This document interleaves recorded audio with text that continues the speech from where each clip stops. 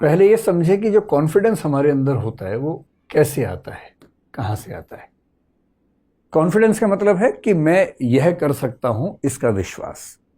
मैं यह कर सकता हूं, ये विश्वास मेरा सेल्फ कॉन्फिडेंस है। ठीक है, मैं ऐसा ऐसा हूं, सेल्फ एस्टीम है। मैं यह कर सकता हूं, कॉन्फिडेंस है। सेल्फ कॉन्फिडेंस का संबंध दरअसल सेल्फ की धारणा के साथ है। और सेल्फ का मतलब है कि सरल भाषा में मेरे मन में मेरी छवि क्या है, इसको बोलते हैं सेल्फ। मनोविज्ञान में मेरे मन में मेरी छवि। बहुत छोटे बच्चों में अपनी छवि होती ही नहीं। जो बहुत छोटे बच्चे हैं, कुछ महीनों तक की उम्र में, उनको ये एहसास ही नहीं होता कि वो हैं, कि वो भी हैं। इसका एक एक्सपेरिमेंट कई लोग करते हैं। कुछ एनिमल्स को लेकर भी ऐसी बात कही जाती है कि उनके अंदर भी सेल्फ कंसेप्ट बहुत क्लियर कट नहीं होता। मैंने ये प्रयोग कई बार करके देखा, आप भी करके देखिए। अगर आपके पास कोई पशु पक्षी हो पालतू, गोदी में उठा लीजिए। अगर छोटा है तो गोदी में उठा लीजिए, शीशे के सामने जाइए। आप कोशिश कर करके थक जाएंगे, वो शीशे में खुद को नहीं देखेगा। वो नार्सिसस की तरह ये समझ ही नहीं पा रहा कि ये मैं ही हूं। उसे लग रहा कोई और है, क्योंकि सेल्फ की धारणा उसके दिमाग में है ही नहीं। आप ह्यूमन बीइंग के जो बच्चे होते हैं, 1 महीने का बच्चा, 1.5 महीने का बच्चा, उसे गोदी में उठा के शीशे के सामने ले जाइए। वो खुद को नहीं देखेगा, आपको देखेगा। आपको देखेगा, फिर बाहर देखेगा, कहेगा एक जैसे दिख रहे हैं दोनों। खुद को नहीं देखेगा, क्योंकि उसको ये एहसास है ही नहीं कि मैं भी कुछ हूं। ये सेल्फ की धारणा धीरे धीरे बनती है। और कैसे बनती है, बड़ा खतरनाक कंसेप्ट है। सारा खेल मनोविज्ञान में इस कंसेप्ट पे टिका हुआ है। जिस व्यक्ति ने इसकी सबसे खूबसूरत व्याख्या की, मतलब मेरी राय में उससे अच्छी व्याख्या किसी ने की, उसका नाम था चार्ल्स हटन कूले। अमेरिकन सोशियोलॉजिस्ट, साइकोलॉजिस्ट कह लीजिए। 1860 से 1930 के बीच में रहा। और ठीक इसी समय में एक व्यक्ति और रहा अमेरिका में ही, जिसको हम बोलते हैं George Herbert Mead. George Herbert Mead. दोनों की व्याख्या मिलती जुलती है, लेकिन C.H. कूले का एक वाक्य बोलता हूं, वाक्य सुन के आपको आनंद आ जाएगा। उसका वाक्य क्या है? लंबा वाक्य है, लिखने में दिक्कत होगी, मैं बोलता हूं 2-3 बार ताकि आप मन में बिठा लें उसको। क्या है? उसने 3 वाक्य बोले। आपको लगेगा कि भाषा का खेल है, पर भाषा का खेल है नहीं।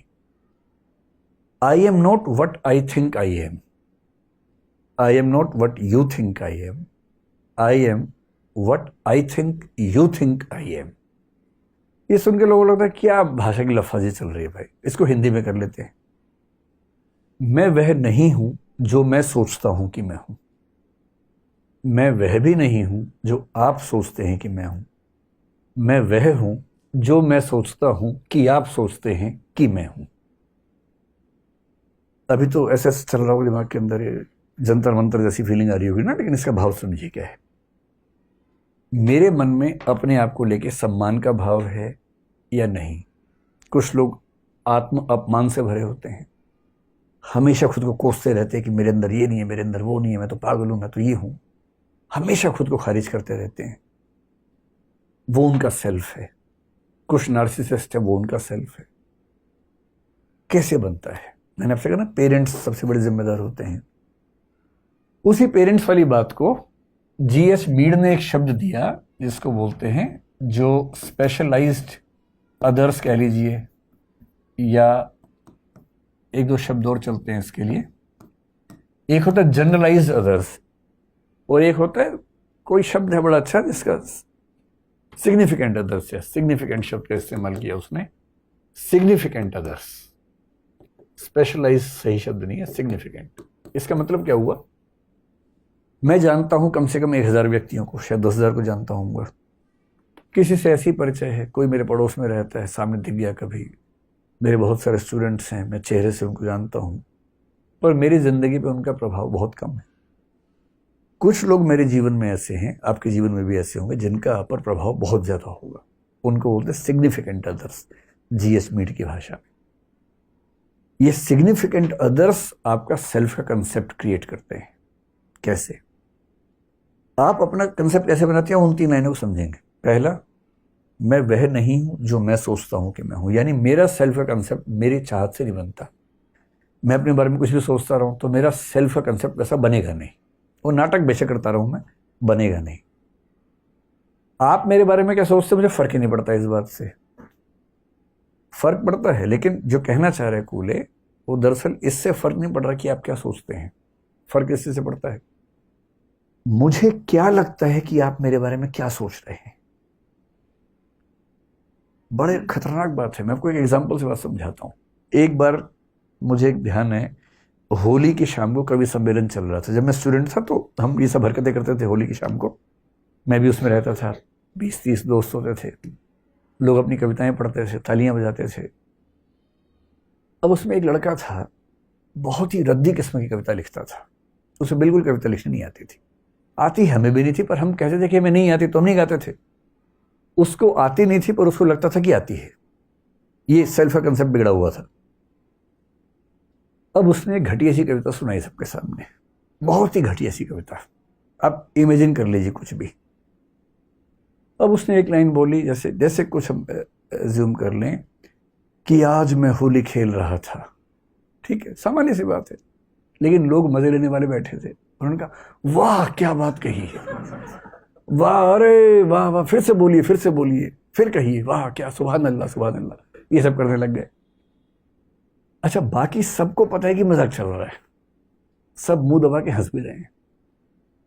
उस बेचारे को समझ नहीं आ रहा कि मजाक चल रहा है, और उसको लग रहा है कि इतनी घातक बात लिख दी मैंने, जबकि लिखा क्या है, आज मैं होली खेल रहा था।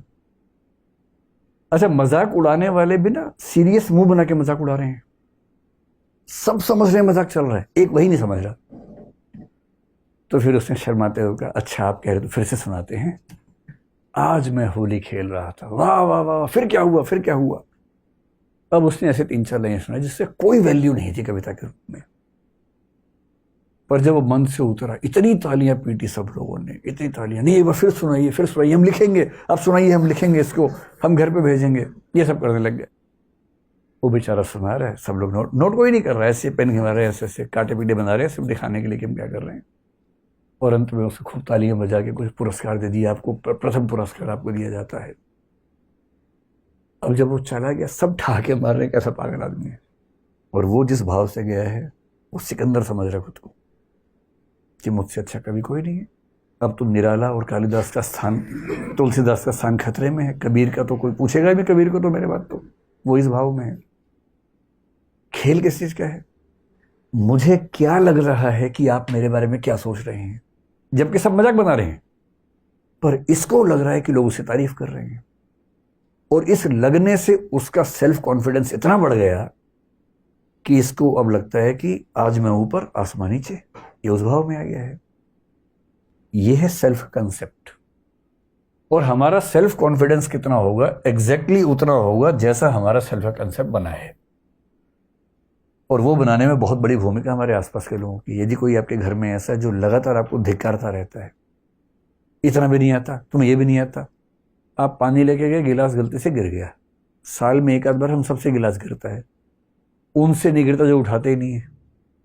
जो मालिक लोग हैं उठाते नहीं, उनसे क्यों गिरेगा भाई। वो हमेशा बोलते पानी लाओ, कोई लाके देगा पानी, वो उठा के पी लेंगे, टेबल पर रखे हुए, उनसे नहीं गिरता। जो रोज 50 बार पानी लेके जाएगा, कप लेके जाएगा, कभी तो गिरेगा उससे एक आध बार। एक बार कब गिर गया किसी से, और उसे क्या कहा लोगों ने, बेशरम, इतना भी नहीं आता, इतने बड़े हो गए, पेड़ जैसे हो गए, कब उठाना नहीं आता तुम्हें अब तक। जबकि रोज 50 बार को 365 से गुणा कर लीजिए, मतलब 3650, मतलब 18-20 हजार बार उसने गिलास रखा, तब एक बार गिरा है, और उस पर इतनी गाली दे दी। होना क्या चाहिए, 20,000 बार में एक बार गिरा, चलो गिरा तो हमें लगा भगवान तो नहीं हो भाई तुम, 8-10 बार तो गिरना ही चाहिए था, एक ही बार गिरा। ऐसे बाप और माँ मिल जाएंगे तो बच्चे में कॉन्फिडेंस रहेगा, और वैसे मिल जाएंगे तो जो थोड़ा बहुत कॉन्फिडेंस खत्म हो जाएगा। इसलिए आपके सिग्निफिकेंट अदर्स आपकी चीज़ों पर कैसे रिएक्ट करते हैं, कैसा एहसास दिलाते हैं, इस सबसे तय होता है आपका कॉन्फिडेंस।